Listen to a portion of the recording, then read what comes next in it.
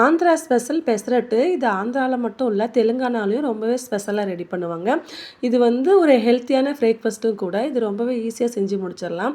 இதுக்கு வந்து நேத்து நைட்டு 1 கப் அளவுக்கு பச்சை பயிறுக்கு 1/4 கப் அளவுக்கு அரிசி எடுத்து ஊற வச்சுட்டேன்.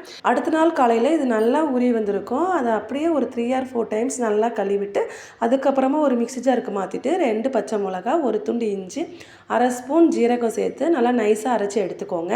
அதுக்கப்புறமா தேவையான அளவு உப்பு சேர்த்து நல்லா கலந்து வச்சுக்கோங்க. இது அப்படியே ஒரு 5 மினிட்ஸ் ஆர் 10 மினிட்ஸ் அப்படியே இருக்கட்டும். அதுக்கப்புறமா எடுத்து தோசை ஊற்றுங்க. சூப்பரான பெசரட்டு ரெடி ஆயிரும். இது கூட எந்த சட்னி வச்சு சாப்பிட்டாலும் டேஸ்ட்டு சூப்பராக இருக்கும். சிம்பிளாக தேங்காய் சட்னி கூட வச்சு சாப்பிட்லாம். அவ்வளோ டேஸ்ட்டாக இருக்கும். நான் வந்து இன்றைக்கி சாம்பாரும் தேங்காய் சட்னி தான் வச்சுருந்தேன். அதோட டேஸ்ட்டும் ரொம்பவே சூப்பராக இருந்தது. எப்போ பாரு இட்லி தோசைன்னு ஒரே மாதிரியே செய்யாமல் ஒரு நாள் இந்த மாதிரி செஞ்சு பாருங்கள். ரொம்பவே ஹெல்த்தியான ஒரு பிரேக்ஃபாஸ்ட்டும் கூட.